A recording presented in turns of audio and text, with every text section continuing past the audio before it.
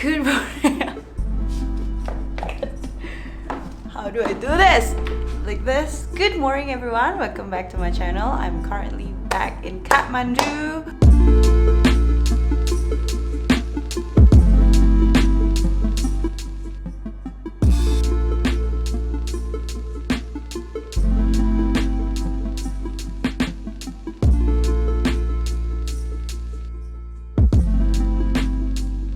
Particularly in Tamil. So I've been in Nepal for over 5 weeks and no, 6 weeks. I've been enjoying my travel in Nepal so much, so much. I have been traveling alone for the most part. Actually 90% of my travel I've been solo traveling. While solo traveling is fun, I can be flexible upon my own travel. Actually, a lot of the time solo traveling is fun. It gives you freedom. I like that. But if I'm traveling only for a week, it's okay. If I'm traveling for over, let's say like my current trip, 3 months, it gets lonely. So when it comes to traveling, I have to be practical and smart as to how I sustain travel in terms of how much budget I would spend on accommodation, food, transportation, and things like that. I am currently in a private room, which is something that is very luxurious for me in terms of having a private room to myself.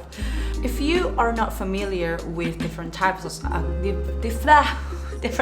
of accommodation, there is certain differentiation between hotel, which is commonly known as the popular options. There's also a guest house recently, and there is a homestay if you would like to have such local experience. And there's this one particular type of accommodation that I have been using. I have been meeting a lot of great people, and that is Hostel. Hostel is basically an inexpensive alternatives of accommodation that provides affordable lodging and also affordable food. But the great thing about hostels is the people that you meet. Meeting different travelers gives a lot of fun to it. As a human being, we are all social animals. We seek that interactions, communications, which is very normal. I am checking out this particular private room and will move to hostel at the same place.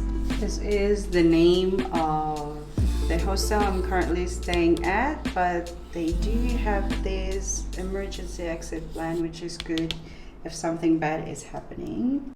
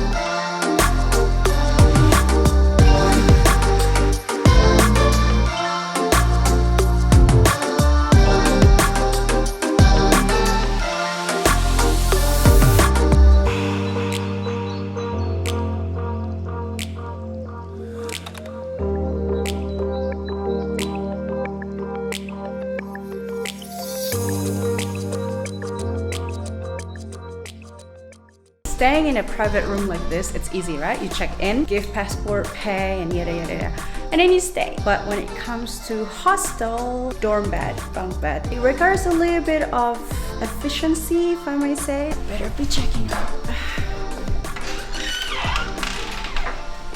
So I was told that today the dorm room has no one in it, which is perfect, because it means that I have the room to myself.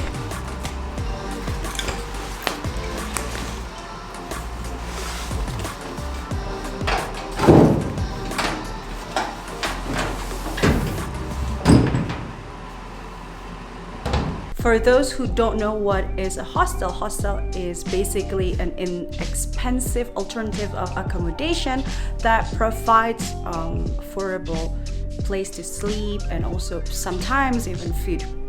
For example, I am currently in a dorm room that has 10 beds. So for some of you who don't mind sharing a little bit of privacy with other travelers, this is the perfect way to travel, because not only you have all of this people that eventually, if they are staying together with you, to communicate, but also, sense of togetherness. What you should do in the first place is that look at the locker. So usually a bunk bed is numbered, right? For example, this particular bed, upper bed, is numbered as GY number 2. And so you think, okay, that means my local room should be the same. And this is the GY number 2. So this particular locker, you can use that to store your bag. Here, this is quite large enough for you to store your bag if your bag is not huge or even like a luggage. And particular important stuff that you want to store, keep it private. They usually don't serve any locker, padlock, something like that, but you can ask if they do rent, or if not, then buy one, because it's important to keep your stuff safe. Other than upper bed, you have this lower bed. I usually like lower bed better because I don't want to have to climb up the stairs. At the same time, sometimes I find that my sleep is much better when I am sleeping at the upper bed. I don't know why, it's just one of those things. So usually in particular bed, on every single bed, you are provided with plugs, private plugs. Yeah, something that you can charge your phone, laptop, electronics, or even camera if you are filming. Also personal light like this. So if you want to read, because sometimes communal space like this, there are certain times that the lights will be switched off, usually at 10 p.m. or something like that.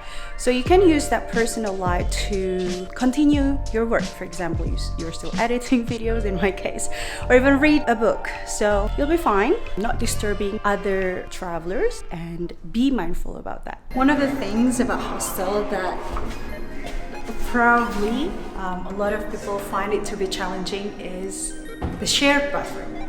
And at this particular hostel, I am quite impressed. I'm very actually impressed with the communal bathroom. Look at that mirror behind me. This is the female bathroom. They know female loves huge mirror and beautiful sink, clean, and actually there are plenty of personalized toilets.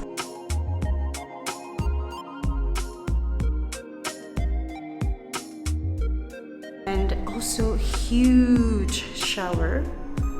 This is spacey. This is very spacey for one person. It's very important to have a clean common space, clean bathroom, shower room, especially in a hostel area.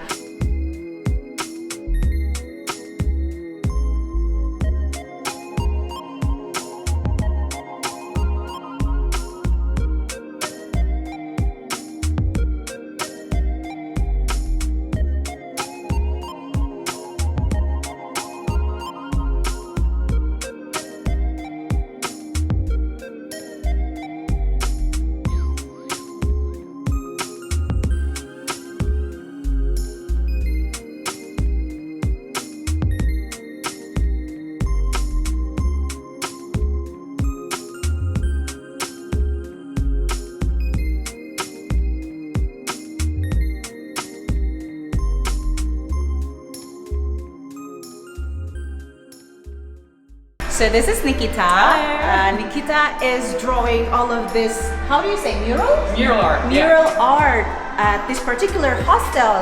She's been doing it for what, how many days? 7 or 8 days now. Wow. And yeah, nearly finished. Wow. Doing outlines now. Oh, crazy, very creative. Oh my god. Thank you. She's from Germany and she's flying back home soon. Yeah, she's insane. Excited, but a little bit scared. So I know that feeling. Yeah. Yeah, art is calming, right? Yeah, exactly. Therapeutic. Yeah. Continue work. Thank you.